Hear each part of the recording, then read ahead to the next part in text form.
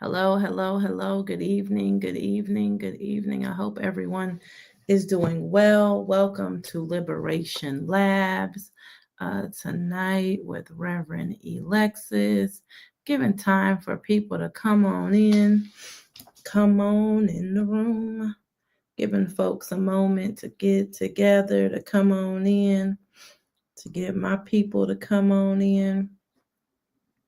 How's everybody doing today? What's your life look like today?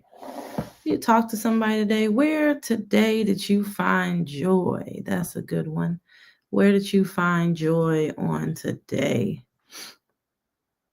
Have you ever considered that? Have you ever stopped throughout the day and asked yourself, where did I find joy today? Where's a good place that I was able to find some joy?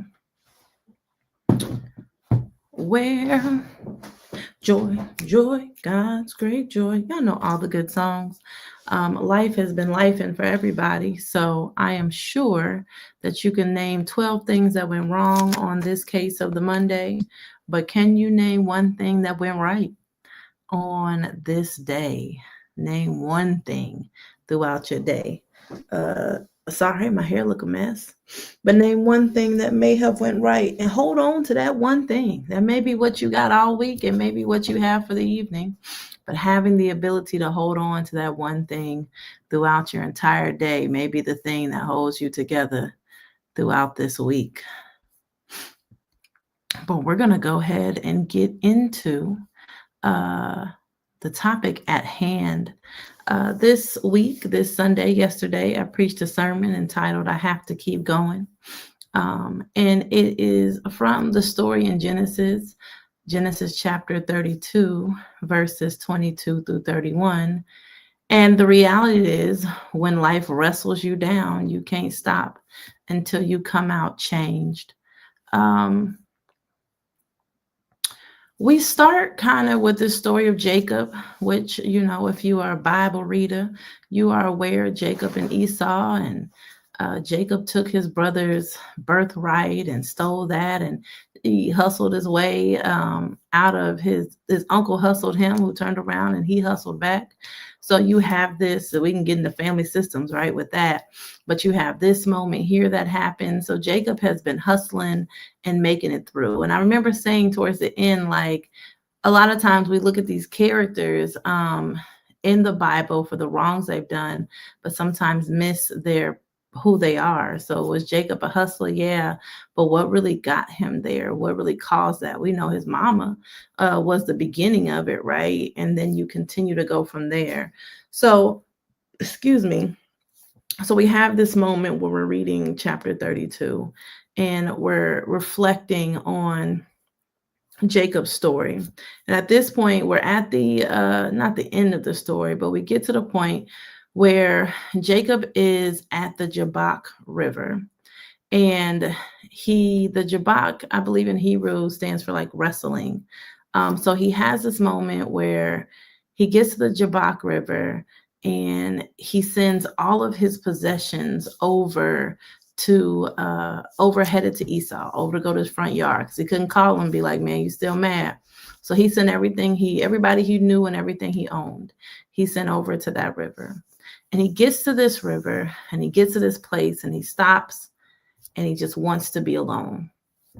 So he has this moment where he's sitting by himself alone. And in the midst of this being alone, what ends up happening is that he has to spend time alone. Uh, and a question I asked was, how often do you spend time alone? How often do you sit with yourself and have this moment of reflection? Many times we live a life full of distractions. If you're watching now, right, you're probably scrolling through Facebook or YouTube. We have just anything. We've gotten to the point where distractions hit where we'll leave our TV on, or we just need music playing, because sitting in our own thoughts for some of us are very scary and can be very overwhelming. So the first thing that happens is he's facing himself in this moment of being alone. I give the example, we see it on TV all the time, but people move out into a different space. You're moving out your apartment, you're moving out your house, and you have pictures of people will take a picture of the empty apartment, or you take a picture of you standing there, or you just sit there without any pictures taken, reflecting on the journey that had just occurred. And how many of us stopped when a transition in life is happening, or we're preparing ourselves for a transition, or when something is happening, you know you're uncomfortable and you've sat with yourself and being alone? Like, how often do you do that? And the reality of many times when we're sitting alone, we then have the ability to sit with ourselves in a way that we never have before. That when we can sit with ourselves, we can be honest with ourselves. And I believe that that's the place that God works. God doesn't work your fake.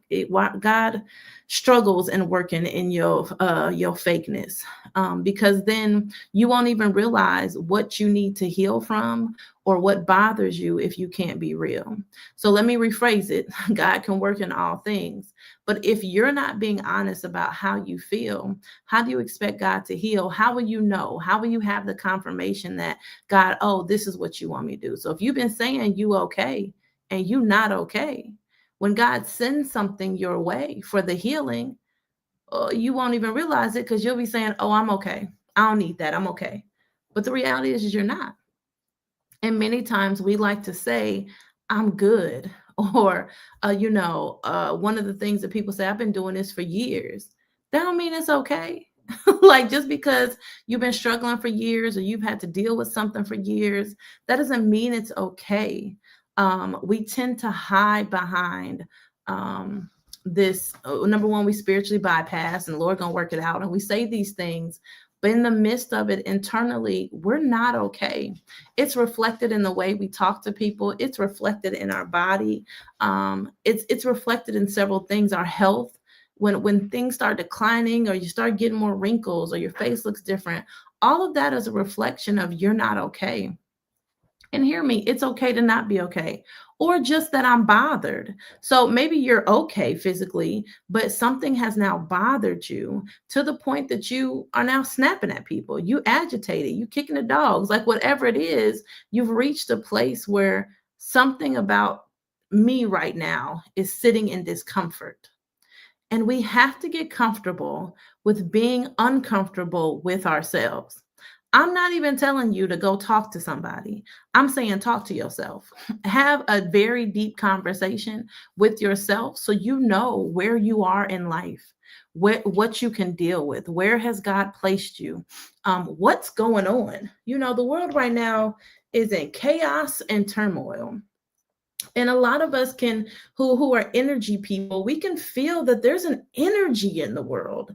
It's not comfortable to go to different places that you thought it was comfortable. You don't know if the friends that you know can still move the same. Like, what are they really thinking over there? How is this really moving? Everybody's walking on eggshells because the wrong thing that you say can be interpreted the wrong way. That's an energy that's happening within the entire world. And because it's happening within the entire world, your body feels that. So you may notice that you're more tense. You may notice certain things. And then you may realize, I don't really like what's happening. I don't really like what's going on. And you never said that because you never took the time to be alone with yourself. So we see in this text where Jacob takes a moment to be alone with himself. Now, here's what happens next. A man, depending on what Bible you read, a man and or an angel shows up and they begin to wrestle until daybreak. Now, I know somebody's going to say, so you want me alone, so I got to fight? Yeah, I do.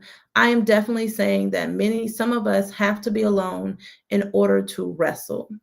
Now, what I like, if you ever watch wrestling, is that it's maneuvers to get to pin one down to the other, so the other person wins in a pin down.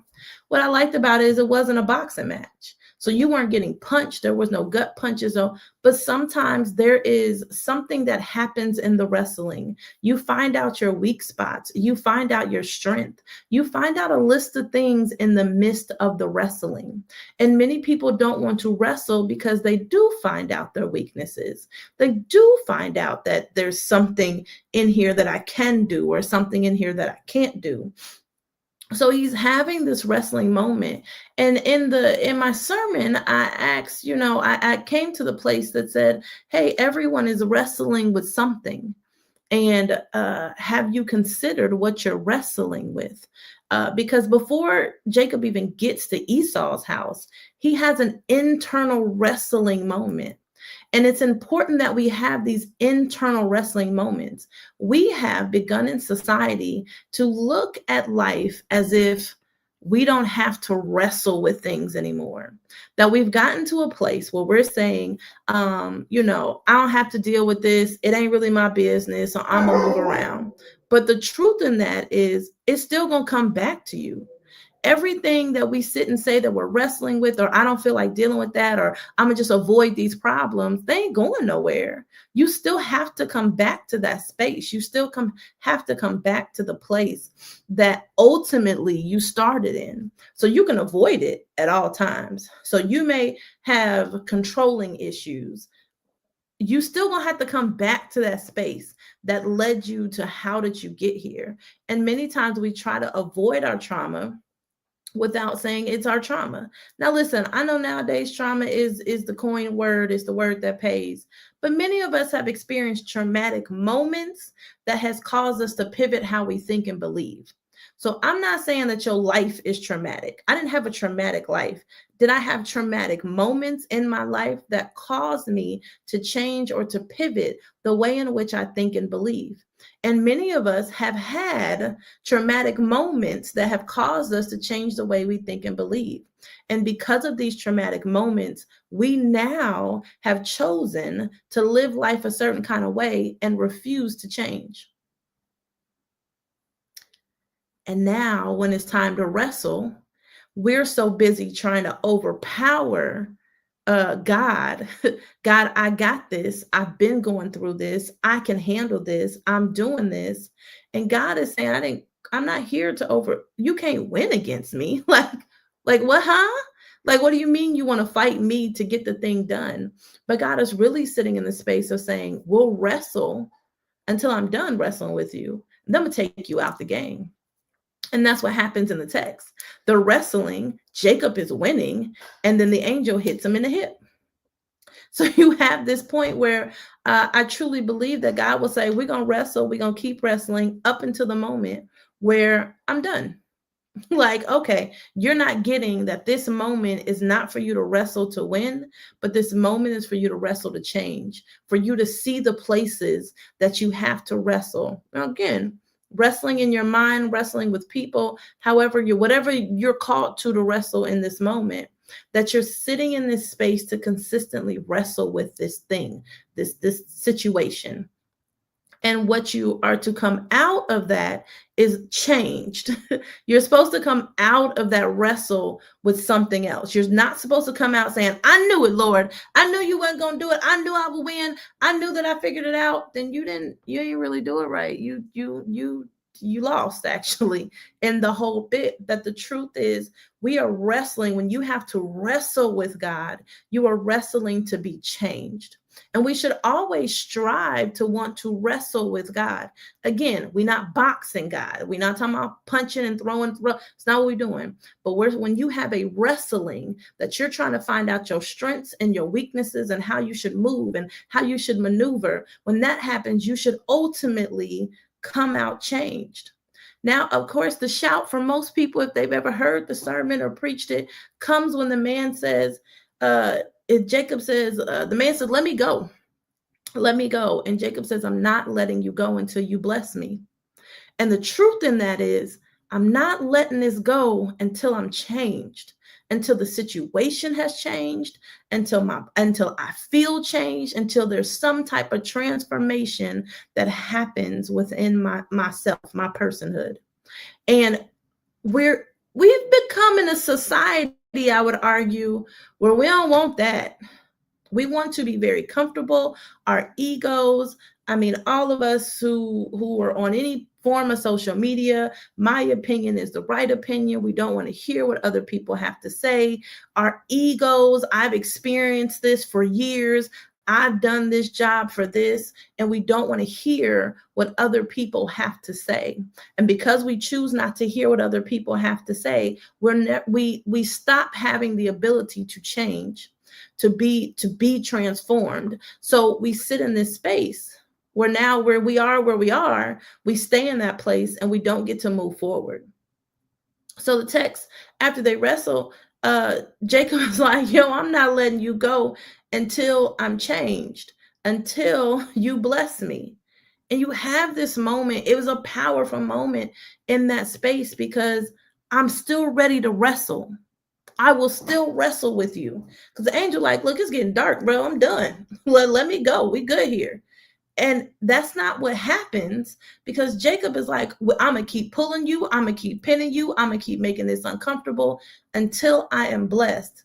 And I would argue that it's a moment of saying, I need this so much. When you are tired of a thing, real tired, not just I'm over it, tired of a thing, you will, whatever I need to do to get this done.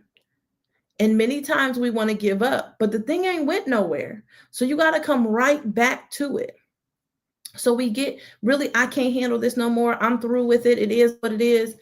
But you still got to deal with it. Like, it's not going anywhere. You still have to put up with the situation. You still have to deal with the feelings. You still have to deal with the internal trauma. You still have to deal with that person, whatever it is.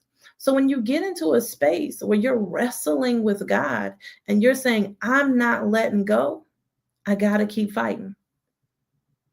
And if I go even deeper, welcome to the United States of America. This isn't a moment for us to sit down and pretend like we can walk away or ignore what's happening in the world. You don't get to go in your house and shut the door. If you need peace, you get to do that. But you still, when you can take your moments of peace, but you still got to come out and say, Lord, I'm going to keep fighting. I'm going to keep pushing back. I'm going to keep challenging. I'm going to keep doing this until we are blessed, until we come out of this. And when you come out transformed, because you find out things about you. God now brings out things in you that you did not know that you already had. And that's when we sit in that text and we sit with the wrestle of I'm not letting you go. This isn't a struggle theology where I'm saying you got to struggle your life and you got to fight forever. I don't even believe in that. So this isn't a consistent fight. This is a moment where I have a purpose that I have to get through. I have something that I'm struggling with. And God, I believe in you so much that we're going to work this thing out together. And this isn't one of those moments where God it instantly happened. Oh, then Jacob was blessed. Oh, this went there. No, you got to fight through this thing. And there are things in your life that you are going to have to fight through. Let me not say you, we are going to have to fight through in order to endure, to show not only the world, to show ourselves that we have the ability to endure. God needs to know that there are moments that you can endure. If it comes too easy, you ain't going to do it right. You're not going to treat it right. You're not going to appreciate it. You won't have gratitude for it. But when you have to go through something, think of the things in your life that you had to go through that changed you. Not the things in life that you went through and you came out like, whatever, it is what it is. But the things in life that you went through and it changed you. It transformed you. But you went through that thing. You went through the valley, the mountaintop, through a little crevice. You went through some hills and you went through it. And there are times the wrestle is for us to go through a thing, that we have to endure it, not because God says, I want you to struggle, but I need you to see the places where you can grow. I need you to see the places where it's going to lead you to. So if you are uncomfortable right now, good, because your uncomfortableness means that there's something you're learning within it. And again, we live in a society where if I don't like the way this feels, this must not be right. Everything that's uncomfortable ain't bad.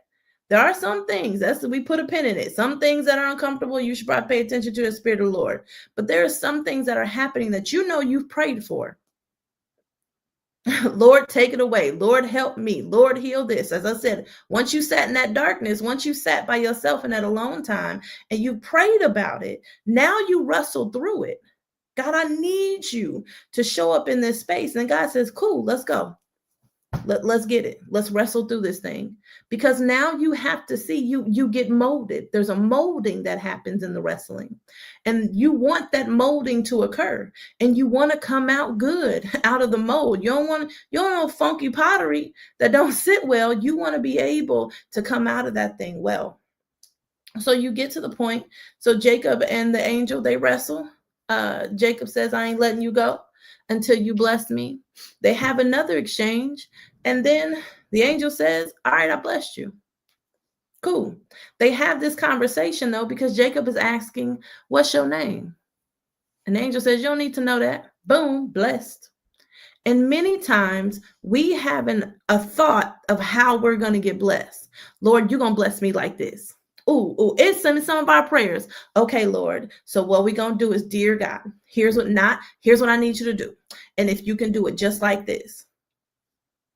You don't need to know the angel name. All you need is the blessing in the end. You don't have to know how it's going to happen. You just need it to happen. We don't have to know who's going to be the next leader of the country. Just make it happen, Lord. Whoever it is, whoever you put up, make it happen, Lord. So sometimes we like to control the blessing. I need this blessing like this. Only these people can bless me. Only this situation can make it happen. When God is saying, I'm God. Don't box me. I'll do it how I want to do it. Because boom, you get blessed. And when we can, again, that goes back to our egos. When we can come out of our ego and have the ability to say, God, I surrender all. It's funny. That's the song when it's sung in church, folks be falling out. Lord, I surrender all. We get to crying and snot nose. Ain't none of us, half of us ain't surrendered. Because that's the hardest thing to do, is to give up everything I know. Many of us are highly educated. Many of us have been in church for years. Many of us, now I know how the Lord gonna work, but you don't. And being able to say, Lord, I don't know how you're gonna do it, as long as you bless me. Whatever happens, as long as you bless me. And the more and more we can sit in the uncomfortableness of not knowing, of being in the unknown. God, I don't know how you're gonna do it. I'm just asking you to get it done. And however God does it, it's done. So in the text, the angel's like, you don't need to know my name. Boom, got it. You're blessed though. Holla at you later. And they have this is the moment, right? This is the big moment in the text that most people sit in. Hold on, let me make sure I give y'all the right word. I don't want to mess up the text now. So they have this moment. He says, then Jacob goes to he calls the place Peniel. I don't know if I'm saying that right. For the understanding of that is, for I have seen God face to face, and yet my life is preserved. Here's your shout. Here is your excited moment. This is the moment that when I look back over my life moment, that if you realize it, you've wrestled with an angel, you've wrestled with God on several occasions within your life, and you came out okay. We have been through Jim Crow. We've been through it, and we came out. We came out damaged. We came out. There's a list of ways I could say we came out. So I'm not saying okay as in okay. I'm saying you came out. So for somebody to go deep, we ain't come out okay. Yeah, we got some traumas that are dealing with that. But when in the wrestle is going to cause some issue. How you perceive the wrestle is really how you come out. Now, the larger scheme of things, again, that's a pin in it. We know there's a list of things that come with that. But there are some things that happen personally within your life that you have seen God. Y'all have wrestled, and you are still standing. Some folks can tell a story that folks wouldn't even believe happened to you, and you came out and you all right. You still living, you still breathing. There's some things that folks don't even know about you. We talk about domestic violence, breast cancers. We making that awareness now that's happening in the world. These things have occurred, and you're still here, and you're still standing. Because whether you realize or not, you've wrestled with God before. And because you have had that ability to wrestle before, you came out okay. So don't be scared of wrestling, because wrestling is what brings you through. Wrestling is what carries you into the next transition of life. Wrestling is what happens. I didn't preach this moment, but the end of the text, it talks about, therefore, to this day, the Israelites do not eat the thigh muscle that is on the hip socket.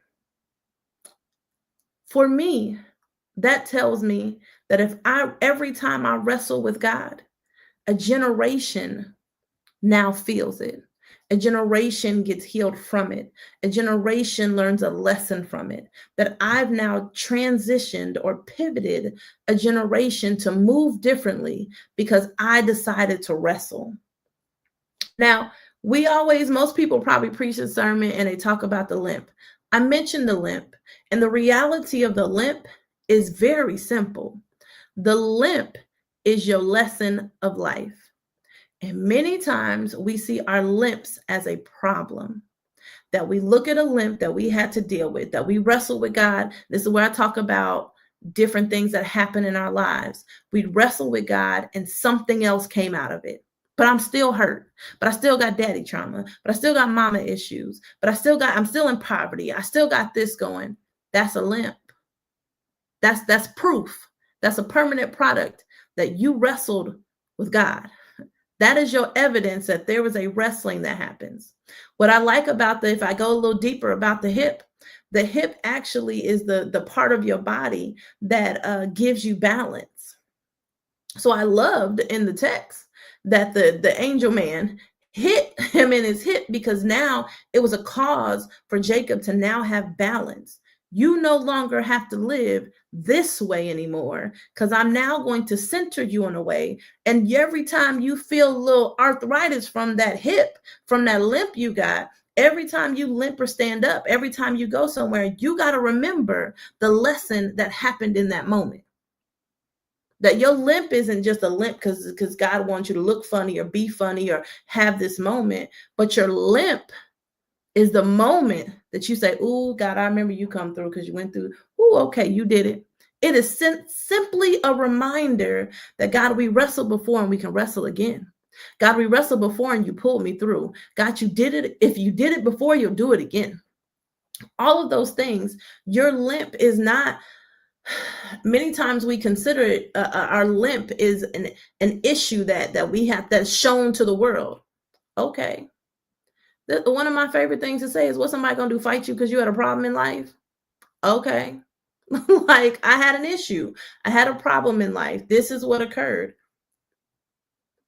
But God, right? Yes, I had this issue. Yes, this occurred in my life, but God. And when you consider a but God saved me, but God sustained me, but God provided, but God was still true. Whatever your but God is, that your limp is proof that there's a but God, that God showed up in the midst of my issue and told me to get balance. It told me to be grounded, and told me that I can't keep going the way I'm going, that there's a transformation that happened with every step of your limp, that you're just not limping because it hurt, but you're limping because that pain is a reminder that, God, I'm changed. I'm not the same person that I was before. That when we wrestled, I came out differently. And then as I fast forward to the end, I came out so different that my generations are aware that that used to be my life. Now that ain't my life no more. Because now I'm walking with Christ. Now I'm walking with God in such a way that I remember every step, because every step I got to walk differently. I got a different kind of walk. And because of that, that's why we have to keep fighting. We don't choose to stop fighting because it hurts. We don't choose to stop fighting even in the season because we're weary or we're tired. We keep fighting because we are asking God, I'm not letting you go God, I'm not going to stop fighting until this government gets together. I'm not going to stop fighting until something changes. I'm not going to stop fighting until my situation looks different. I have to keep fighting because I know the fight is going to not only change me, but it's going to change my generations. That other people who are watching me are going to see this fight and going to say, yeah, guess what? They made it through.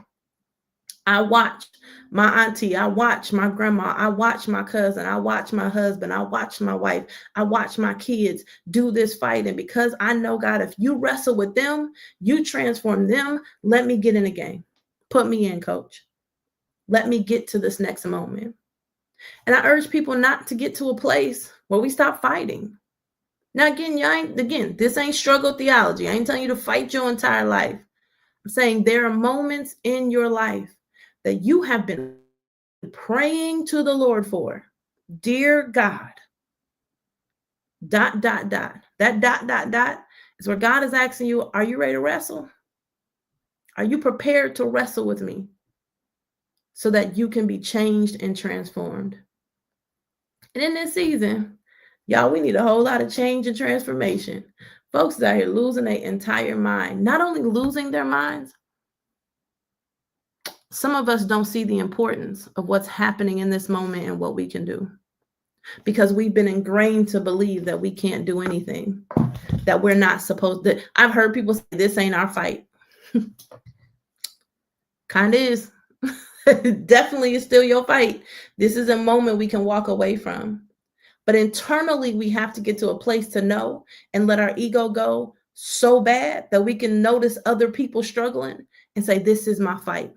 So Lord, change my heart, change my mind, change my posture, whatever it is that we got to wrestle with, so you can show me where I'm weak, where I'm strong, where I can move, where I can pivot, so that I can be transformed in order to be your hands and your feet. That you're not changing for you. You're literally, again, they don't eat the thigh meat. You're changing so that your generations will see that has to happen in order for everyone to be healed and whole. So I pray that you wrestle with God. And the moments when you feel like, when you sat by yourself, alone in a room, just you and the Lord, having a conversation about how you really feel in these moments, and you allow yourself to wrestle with the Lord, and to wrestle in such a way that you don't stop until you're changed. So have a good time wrestling. And I pray, my prayer is that when you are done, you are transformed, you are changed, so that you can go out and not only heal your generation, but that you can go out and see the glory of God and be the hands and feet of Jesus. So God bless you all. Have a wonderful, wonderful evening, and see you next week. And if you're available, we got Bible study on Wednesday at 6 p.m. Send out the Zoom information later. Have a wonderful night, everybody. Bye.